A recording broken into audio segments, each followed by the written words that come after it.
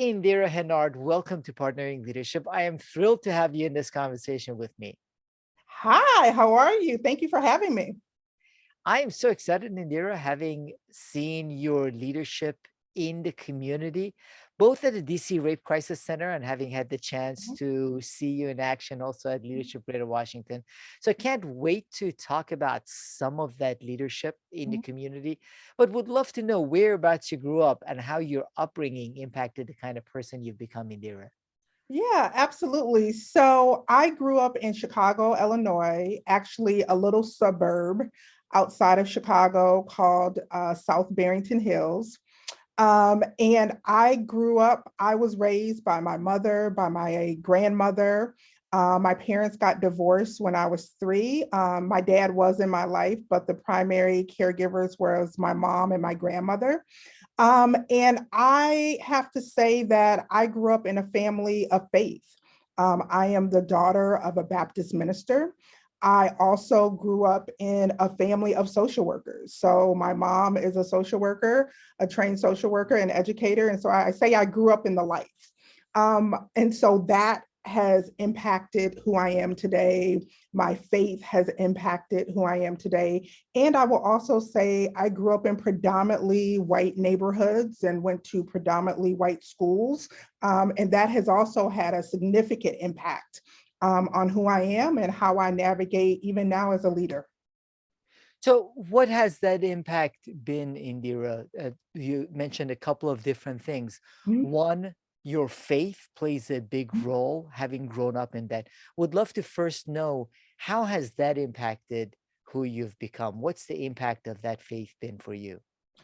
So for me, I am, like to say I'm a church girl. And so I grew up in a time where my parents had me in church 3 and 4 days a week. And that's part of the cost of being a PK or AK kid. But what was important that I took away from that time is the importance of leaning into faith and really making sure you're indoctrinating yourself into your faith practice. And as a leader, I'm very clear that the trials and tribulations and even the joys that we experience as leaders, for me, it is important that I am anchored. And one of the ways that I am anchored is through my faith. And so, whether you believe in Jesus, a Buddha, a rock, or tree, what have you, for me, it's important that I have something and I believe in something that is bigger than me. Because in those dark times and in those midnight hours, it reminds me of who I am, but also whose I am. And so that has been a very important navigator in terms of how I move, but also how I reset and recharge when things don't go necessarily the way I want them as a leader. Yeah, and as you mentioned, there's a lot over the course of anyone's journey, but most especially over the past few years that we've Mhm. experienced where it's good to have a guiding light and a source that you can fall back on. And for you, faith has played that role. You also mentioned, Indira, the fact that you grew up in predominantly white neighborhood Mhm. schools Mhm. and the fact that that had impacted you. In what way did that shape who you've become?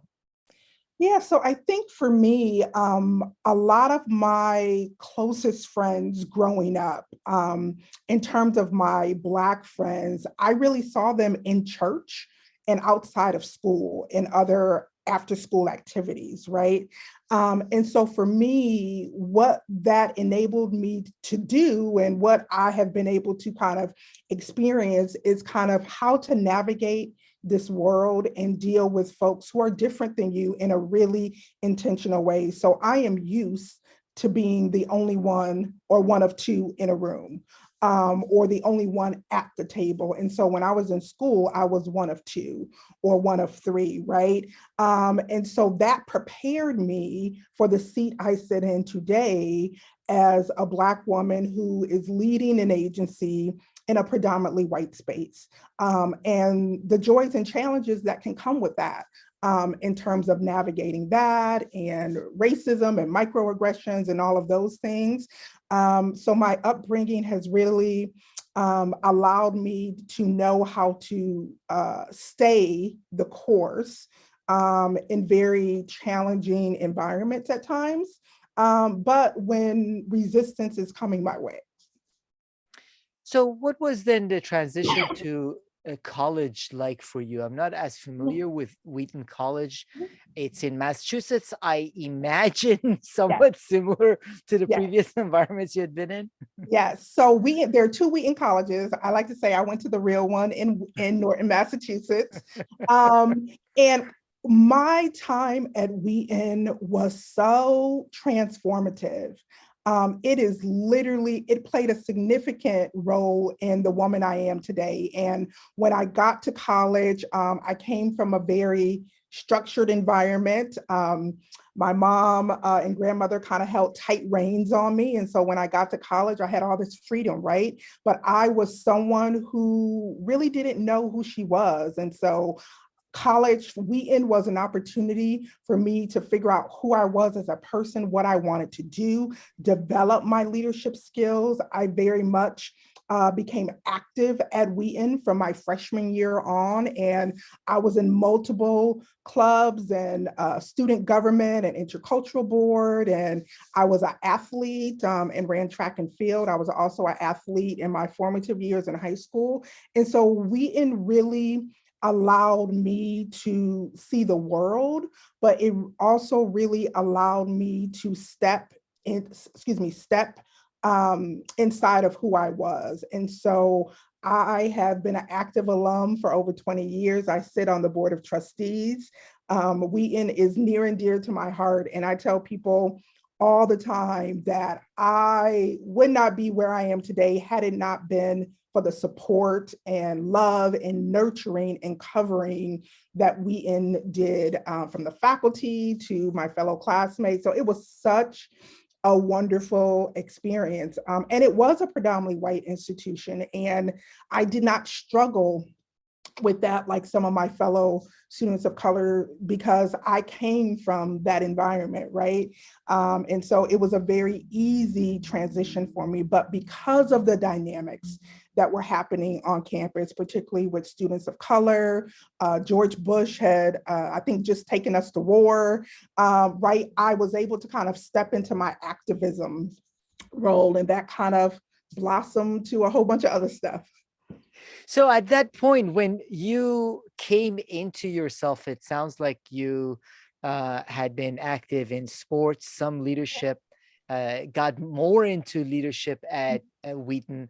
What were you aspiring to do and become? You studied political science. Where did you want the political science to take you? Yeah, so all poli-sci majors at Wheaton, we were under the voice of the late Jay Goodman, and we were all supposed to be lawyers. We were all supposed to go to law school. That was the plan, come to DC, pay our dues on Capitol Hill, and get involved in politics on some level. Like that was the plan. So my path was very clear. I majored in political science, minored in legal studies, applied to law school, got accepted to law school, and I declined. And I decided to come to DC, and I came to DC and I decided to do graduate school, right? So I came to DC, and I came to DC because I was working for I got a job with then Senator Barack Obama. So I was dividing my time between his Capitol Hill office and his first presidential campaign. And so that was wonderful. And the experience before that is that I was working for the state of Illinois for the governor in Washington, DC, in the federal office as a federal liaison. And so, but when Obama won, I decided to follow my heart because I had started volunteering at the DC Rape Crisis Center. And so I was doing that while doing campaigning and all of that. And I decided to follow my heart. And I really wanted to do something that made me excited to wake up in the morning. Not saying politics did it, but it was different. And so I reached out to my volunteer coordinator and I said, hey, any job openings? And she replied back 20 minutes, yes. And I had an interview within 24 hours. I had a job offer within 72 hours. And I decided not to take the yellow brick road down Pennsylvania Avenue. I don't think my mother has forgiven me yet for that. But I mean, I got so much slack, like, how are you giving up the White House? What's wrong with you, Indira? Well, here's the deal. The White House isn't going anywhere, and it's great to know people in high places. But what was important for me is to do what I was called to do versus what I was expected to do. And I made the best decision ever, and I have never looked back. And that's why I always tell people you have to follow your heart. You have to do what you are called to do. And the work that I am doing, sexual violence work, it is my life's work. And so on some level, I will always be doing this work. And so I feel like our steps are very much ordained and ordered. And so I've always taken the road less traveled. And as Robert Frost has said, it's made all the difference. Absolutely. I love the way you put it, Indira. You did what you were called to do, not what Mhm. you were expected to do. And Absolutely. that is such a big part of the passion that I Yeah. see in you and Yeah. the joy that you Yeah. have, because it is what you're called to do. Now, I wonder, was there something specific that drew you to DC rape crisis as a call, or Mhm. was that an opportunity to give Mhm. back and engage with the community, something that sounds like was part of your upbringing growing up? Well, I really started sexual violence work in college when I was a RA, and students would get sexually assaulted. Students would get sexually assaulted, etc. That really began my sexual violence journey. And because I grew up in the life of social work, like my mom is a social worker, service has always been very clear in my household, and really very clear on giving back and of being in service, and to whom much is given, much is required. And so when I got to DC, I wanted to continue sexual violence work on a volunteer level, on some level. And so that's when I found the DC Rape Crisis Center. And never would I have imagined almost 15 years later, because January 9th will be my 15th year, that I would still be here, right? And so again, our steps are very much ordered. So you had the opportunity to work there, but it sounds like DC Rape Crisis Center was having quite a lot of issues by the time you got the chance to become the executive director. Why was the organization not doing well? And why did you accept taking it on when it was 100+ thousand dollars in debt? I know. So when I was asked to be interim executive director, our agency had just experienced abrupt transition from the executive leadership. So we had gone through probably 3 executive directors back to back. Our longest standing ED of 25 years, she left. Then we had an interim for like 9 months. And then we had someone who was hired for, and she came in for almost 2 years, but that didn't work out. She ended up leaving. And what I will also say, those 3 individuals, there was a lot of chaos created internally and externally. And so when the board asked me to step in, because I had a long tenure with the agency, almost had every role in the agency, the mandate from my board of directors at the time was very clear: Indira, save the agency. I mean, literally and figuratively, like those were the words. And so I did say yes to the mess. And the reason I said yes to the mess is because in my heart, it felt like the work of the DC Rape Crisis Center was not done yet. Our story is still unfolding. And so we made it to 50 years. This is our 50th anniversary. And to get to 50, it's been such an emotional like few weeks for me, because people really don't understand that when you walk into a leadership position and everyone is against you, right? People are watching to see, what is she going to do? Is she going to fail? What mistakes are they going to make? Is the DC Rape Crisis Center really going to make it? Those were the things, and those were the questions coming, literally people watching me. And they were the haters who literally tried to get us to close down. And so my first week as executive director was kind of shutting down a lot of that. But it was also really trying to figure out, okay, how am I going to do this thing? Because I did have some imposter syndrome. I wasn't sure if I could really do it, right? Can I really reposition the oldest rape crisis center in the country and the only one in DC? And the other piece, Mahan, is that I had the legacy of Black leadership on my shoulders, because historically, the DC Rape Crisis Center has been led by Black women, even though it was founded by our early founders who were white women. But they felt like it was important to turn the leadership over to Black women when the center got more formalized funding. So every executive director has been Black, with the exception of our longest standing ED, who was in power for 25 years, and she was white.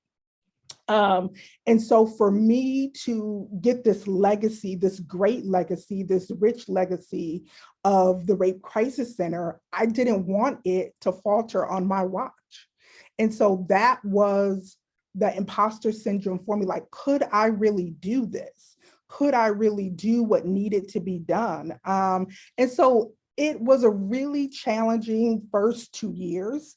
And it's still challenging on some level, right? Everything is not peaches and cream, because it is hard leading in COVID. It's doubly hard being a Black leader leading during COVID and the racial reckoning. But during the early times when I started, what sustained me and what anchored me was not only my faith, but my personal tribe of women, who 90+% of them are LGW women, Leadership Greater Washington, which I think is also ironic, because at the time I was not a member of LGW, but I am now. And so again, the ways in which the universe, puts people and things together. And it was those women, Black women, who not only supported me and poured into me and covered me in ways that are just indescribable, but they supported the mission, and they supported the DC Rape Crisis Center. And I could go to them in the midnight hour and really talk unfiltered around, hey, this is what I'm feeling, this is what we're going through. Or I could say, this is what I need support with, right? Sometimes you have to call in the heavy hitters to help shut down crazy in DC, right? And so my tribe is the best of the heavy hitters in DC and within LGW. And so I felt like I was truly blessed that I had people who believed in me, who were rooting for me, but more importantly, they were rooting for the center.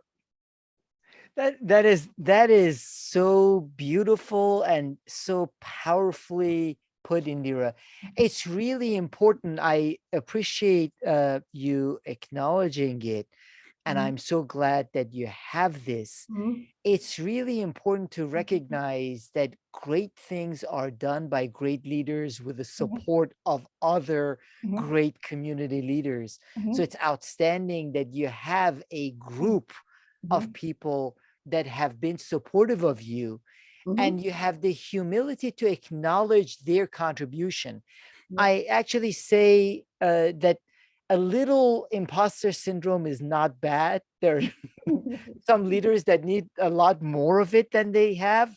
I understand that there is a questioning in our minds that can be unhealthy, but Yeah. a little bit of it keeps us paranoid Yeah. to work harder to actually make the organization and the mission a success. Yes. So I wonder, in addition to the great support that you received from a cadre of these women in the community, Mhm. how else have you been able to lead this turnaround? Because it is incredible Yeah. where an organization that was financially and otherwise Mhm. doing so poorly has turned around and is doing so well, to the point that the mission is being served And it's incredible to me that you also were acknowledged, the DC Rape Crisis Center was acknowledged as a best place to work, Mhm. which is typically not the case with a lot of nonprofits. Yes. So, how have you been able to lead the turnaround,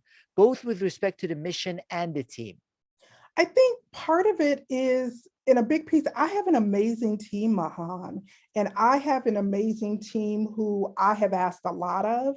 The work has required a lot of, but because they believe in the mission, they have stayed the course with me. And so I tell people all the time, nobody does it alone, and I am no exception.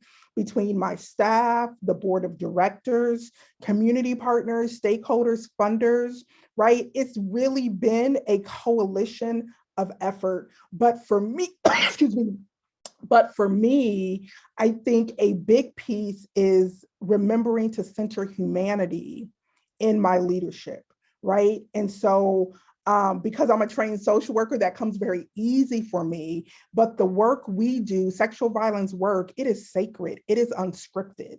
And most people who do this work come to this work from a personal place. Either they've experienced sexual trauma, they know someone, right? And so we have to be extra cautious of how we are experiencing the work. And so I'm very intentional with my team around checking in, around self-care and wellness. I admit I don't do a good job of that myself. I'm trying to work on that. But, you know, again, I think for us, it takes a special heart to do this work. And so I like to say, this is not hard work. You know, sometimes people give me the pity eyes when they find out what I do. And I'm like, don't pity me, right? This is amazing work. And it's not hard work, it's hard work. And when you have the privilege to be on someone's healing journey, when they trust you with that sacred information, when you see the magic of healing happen before your eyes, there is no higher honor for me. And so the work I do, it's a privilege of a lifetime. It really is. So you take these folks on that healing journey, Indira, but I want to find out a little bit more. I love that you said center on humanity in leadership, which is really important for leaders in all sectors. It's critical. However, there is very little of it happening. And if anything, I see less of it happening in the nonprofit sector Mhm, than mhm, some of the other sectors, in mhm, that the mission is so important mhm, and so rewarding that in many instances, the leadership of the people internally mhm, is not humanity mhm. centered. So, Yep. how are you able to do that and Mhm. still stay so aligned and focused on the mission?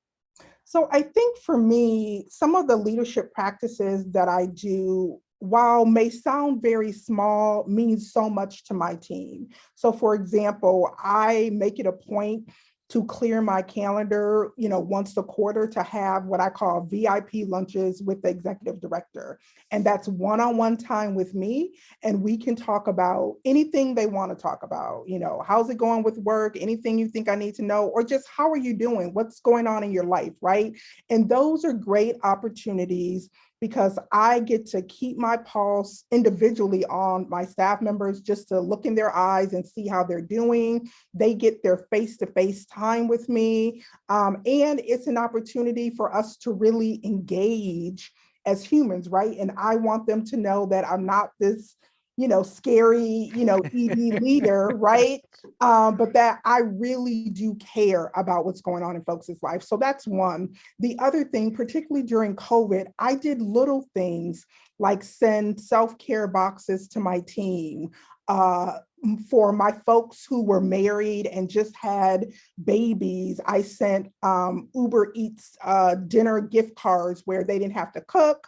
They could, you know, order Uber Eats. My clinical director, who is amazing, who has really been my right hand, who manages 4 of our programs, she has a very little child. And so when her and her husband had their anniversary, I said, you know, I'm going to send you and your husband dinner for your anniversary, and you don't have to worry about that.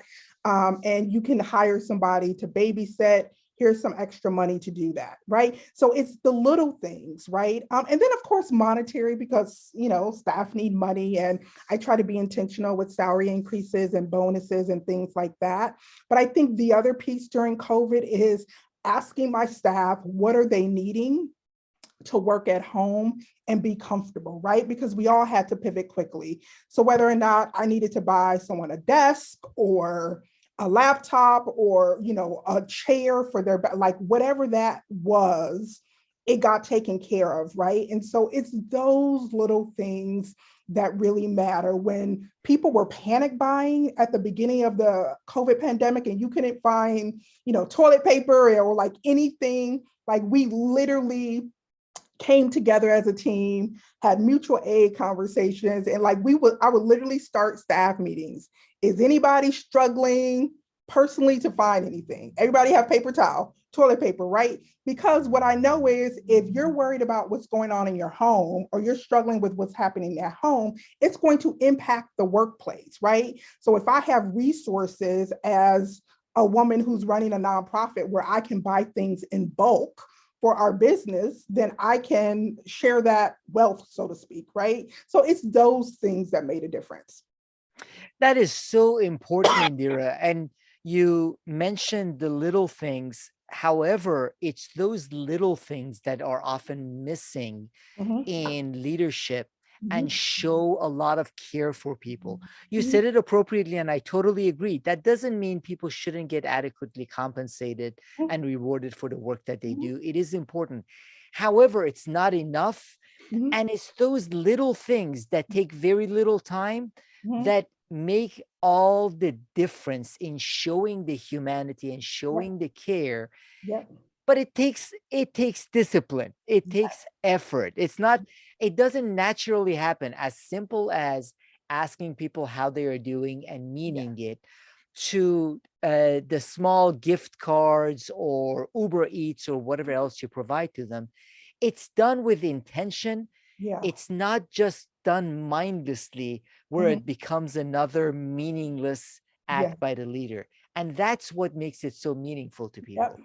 Absolutely, absolutely, absolutely. So I think it's important to take care of the team who is taking care of the clients. And it's literally just that simple. You have to make sure the team is okay in whatever way that looks like. And COVID has changed the game in terms of how we do our work, how we engage, even physically where we work. Right. And so it's important that as a leader, I'm thinking outside of the box. And I'm also thinking about how this new virtual environment on multiple levels is impacting, the team building and folks getting to, see that human connection, right? And so those things are also really, really critical, coupled with, all the other traumas of the world, the political trauma, the racial trauma, COVID's a trauma, right? All of those things. So how do you do that, Indira? In that the some of the elements of work have shifted drastically over the Mhm, past couple of years. mhm, For a period of time, a lot more virtual, but mhm. still some of that anxiety, some of the changes, some of the pressures have stayed with people. Yeah. How do you lead your team for that greater connection Mhm. in order to meet the needs of the community now? How do you do it now?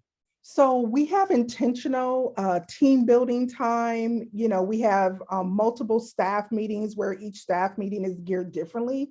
But, more recently, we all got together in person. And so for my team, just like I'm sure with many others, we have to be mindful because there are different risk factors, right? Some folks are living with elders, some people just had babies. So it's really challenging at times. And COVID is still going on as quiet as it's kept.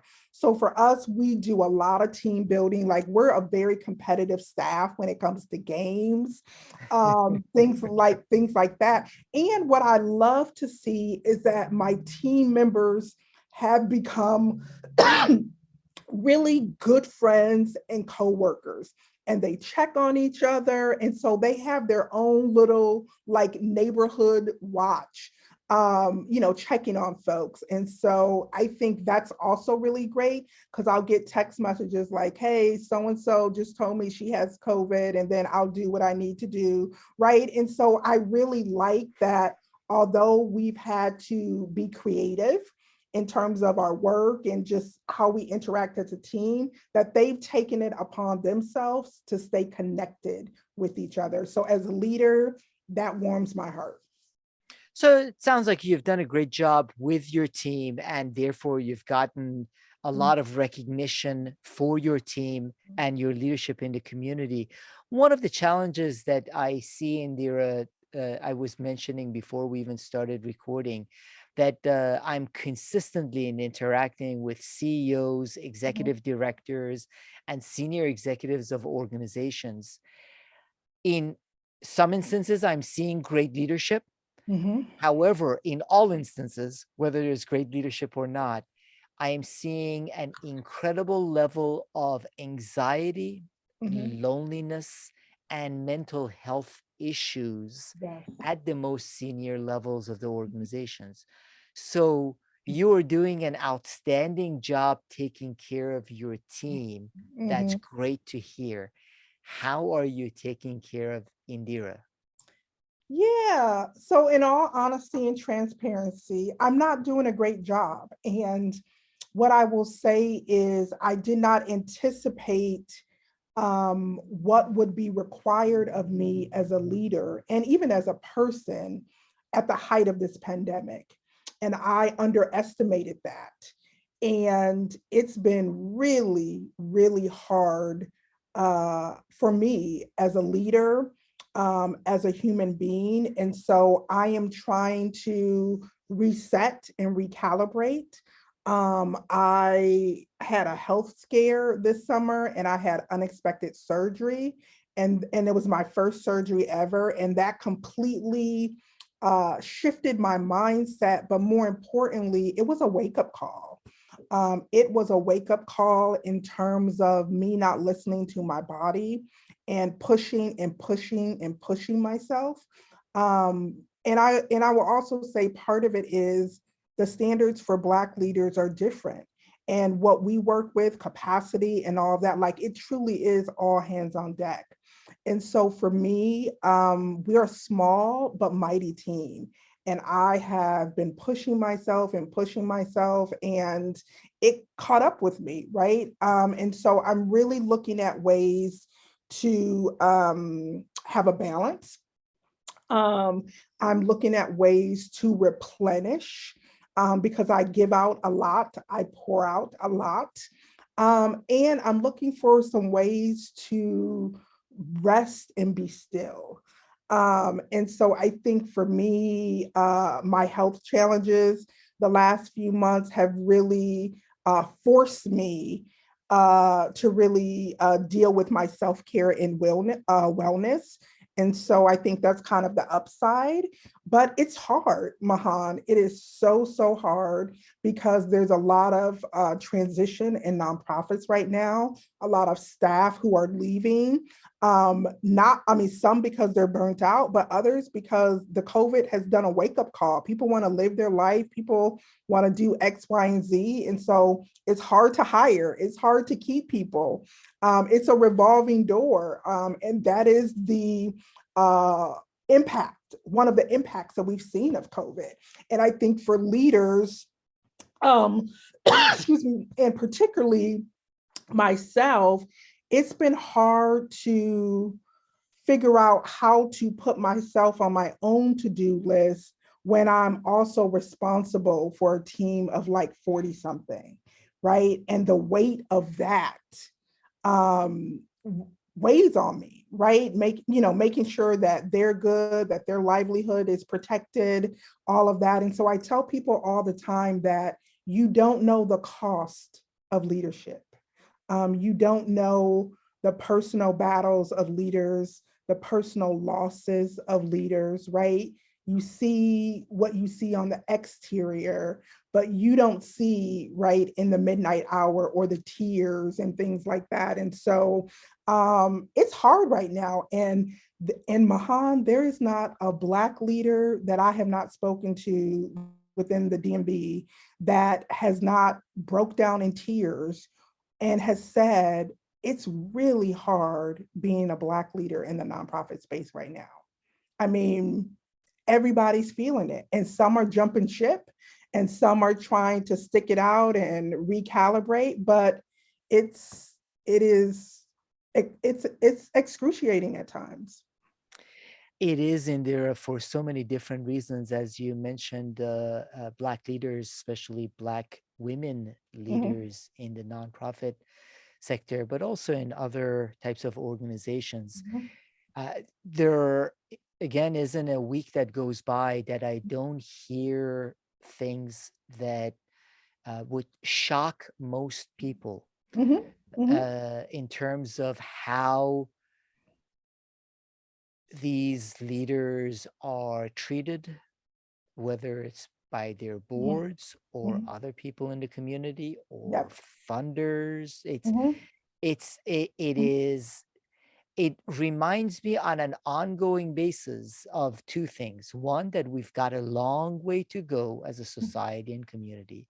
Yep. And two, the additional emotional burdens that Mhm, are placed, in mhm, that I think leadership is really hard anyway, but mhm, these are additional burdens that are placed on these primarily women, Black women, and women of color in these roles. Now, the other thing that you mentioned is that we have somewhat of an unrealistic expectation of a lot of our leaders. So when I look at you as a leader of the DC Rape Crisis Center, I want you to be there for your team members, which is the right thing to do. I mhm, want you to care about how they are each doing, which is the right way to approach it. mhm. Emotionally, ask them, be there for them when they need to talk, be there for them. All of those things make sense. Yep. However, sometimes we need to flip the script. Yes. Who is there for that leader? Right. Who is supposed to be there for everyone else? Yeah. Yeah. And I think that's such a profound question. And I think for me, what has been such a great sustainer and anchor for me is really just my personal tribe. And it's personal tribe of, folks who are in our world in terms of leaders and things like that. And, it's great to be able to have someone who gets what you're talking about, right? But I think it's also about accountability, right? And so for me, my personal tribe does love with accountability, which I love, right? Reminding me, no, Indira, you need to take some time off, or no, you don't have to go to that 10th event in DC, right? So I think it's those things. But when I am feeling depleted, when I'm feeling like I don't have anything else to give, I can pick up the phone or say, hey, let's go to breakfast on Sunday, right? Because perhaps I need some sister loving to just remember who I am and what I'm doing in this world, right?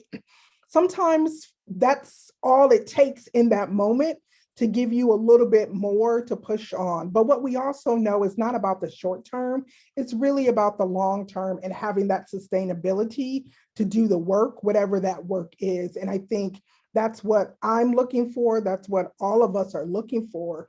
But what does that look like in the midst of this just ebb and flow of this current environment that we're living in, right?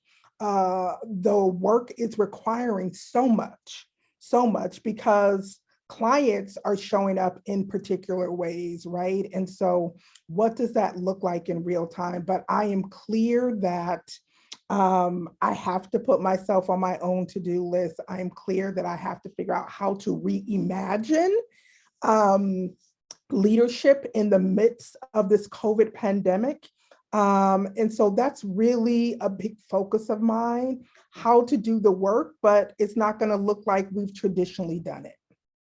That's a great focus to have, Indira, because Mhm, one of the things that I'm a big believer in, whether it's been with some of the most brilliant authors and researchers that I have talked to, or seeing things in the community, is that the level of change and disruption is not going to slow down. So Mhm, for a period of time, people were hoping and thinking that there would be this thing called the COVID pandemic, mhm, changes would come and go, and mhm, things would settle into a certain normalcy. mhm, However, because of a lot of different factors, whether socioeconomic, technological, uh, uh, uh, uh, political, there are lots of different issues that will contribute to mhm. ongoing disruption, which Yep. is why it's important. And I'm glad to hear Mhm, that you are focused on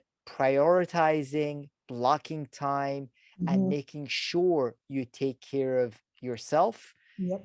because it's not as if there's an end time where you say, okay, 6 more months and then I can Right. I can sit back and relax. Absolutely. Absolutely. Absolutely. So that is a top goal of mine. So Indira, I wonder, as you mentioned, you've celebrated 50 years of the DC Rape Crisis Center, and you have been there now 15 years. Mhm. So when we have a conversation a few years from now, Wow. and you have been able to have the kind of impact and Mhm. make the kind of difference you want to make on the DC Rape Crisis Center, taking it beyond where it is. You've already made a tremendous impact in Yeah. turning around the organization. What would that future of DC Rape Crisis Center, different, even better future, look like? Yeah, I mean, I think it will look like having really solid and sustainable and multi-year funding, which is so critical for our work. I think we're going to be continuing to doing cutting edge clinical mental health services that meets the moment in time. I think our work is going to even expand further on an international level and a national level, right? We do the work in community, in partnership, but what we're also very clear about is that we create effective sexual assault services that have a direct response to racism and oppression and that will disrupt those systemic barriers. And that is a core belief and philosophy of ours. And what I will also say as a leader, who knows, right, where I will be, right? And I tell fellow leaders all the time, one of the best things you can do as a leader, I don't care what type of leader you are, is to know when your assignment is complete, to know when you have given it your all, when you have passed go, collected $200, left no stone unturned.